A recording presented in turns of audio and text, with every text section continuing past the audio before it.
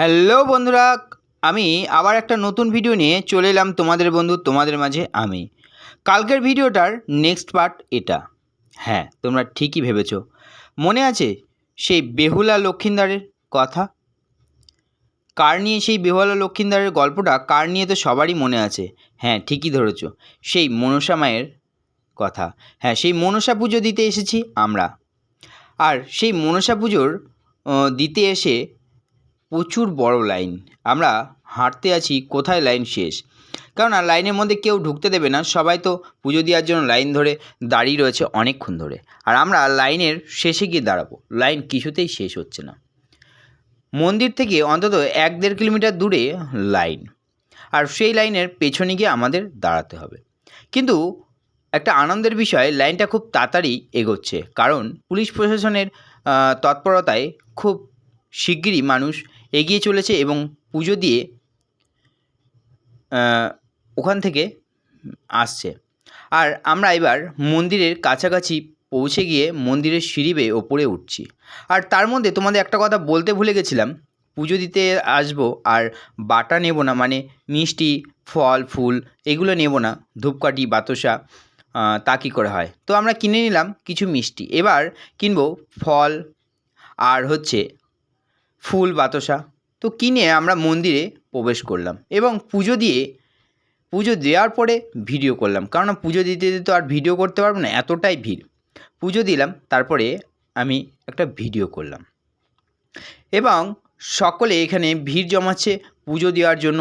আর তারপরে ওখান থেকে আমি চলে আসলাম বাবা মহাদেবের মন্দিরে। বাবা মহাদেবের মন্দির ঠিক পাশেই, মনসা মায়ের মন্দিরের ঠিক পাশেই, সেখানেও পুজো দিলাম। দেওয়ার পরে একটা ভিডিও করলাম, সবাই সেখানে দুধ গঙ্গা জল ফুল বেলপাতা দিয়ে পুজো দিচ্ছে, এখানে নিজেরাই দিচ্ছে, ব্রাহ্মণ নেই। আর মনসা মায়ের মন্দিরে ব্রাহ্মণ আছে। আর এটা হচ্ছে মেন সেই মনসা মায়ের স্থান, যেখানে আগে, এখন তো মন্দির হয়েছে, আগে মন্দির ছিল না, এই গাছেই সবাই পুজো দিত।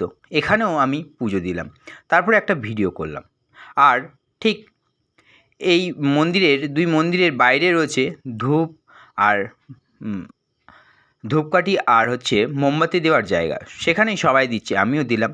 তারপরে ওখান থেকে চলে এলাম আর একটা জায়গায়, যেখানে তুলসী মন্দির এবং বাবা মহাদেবের শিবলিঙ্গ রয়েছে, সেখানেও পুজো দিলাম দুধ গঙ্গা জল ফুল বেলপাতা দিয়ে।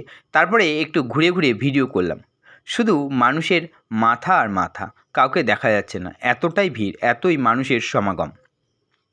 এখানে বহু দূর দূরান্ত থেকে প্রচুর ভক্ত শরণাপন্ন হয় মায়ের মন্দিরে। আর পুজো দেওয়ার পরে ঠিক পাশেই রয়েছে একটা পুকুর, যে পুকুরে পুজো দেওয়ার শেষে সবাই হাত মুখ ধুচ্ছে, মানে সবাই হাত ধুচ্ছে, কেউ একটু জলের ছিটা দিচ্ছে, কারণ ভিড়ের মধ্যে প্রচণ্ড গরম আর সবাই ঘেমে গেছে। আর বৃষ্টি হয়েছিল, তো সবার পায়ে কাদা লেগে একাকার, তো সবাই এখানে একটু পরিষ্কার হয়ে নিল। তাই আমিও একটু জলে নামলাম, শরীরটা ভালো লাগলো, একটু ঠান্ডা ঠান্ডা জল। তারপরে একটু ভিডিও করলাম। এবার মন্দির থেকে বেরিয়ে কেনাকাটা করার পালা। এই আমি যাওয়ার আগে আর একটা ভিডিও করে নিলাম, কেননা মন্দির থেকে একবার বেরোলে এখানে আর ঢোকা অতটাই সহজ নয়, প্রচণ্ড ভিড়, প্রচণ্ড মানুষের সমাগম। তাই আমি এখানে একটু ভিডিও করলাম এবং ভিডিও করার শেষে এখান থেকে বেরিয়ে আমরা বিভিন্ন দোকান, মেলাটা পুরো ঘুরবো, কার কী পছন্দ, কে কী কিনবে। তো বিভিন্ন দোকানে যাচ্ছি, কোনটা পছন্দ সব জিনিসপত্র দেখছি, যার যেটা পছন্দ হবে সে সেটাই কিনবে, সেটা নেবে। বন্ধুরা দেখছে এটা ওটা, কার কী দাম।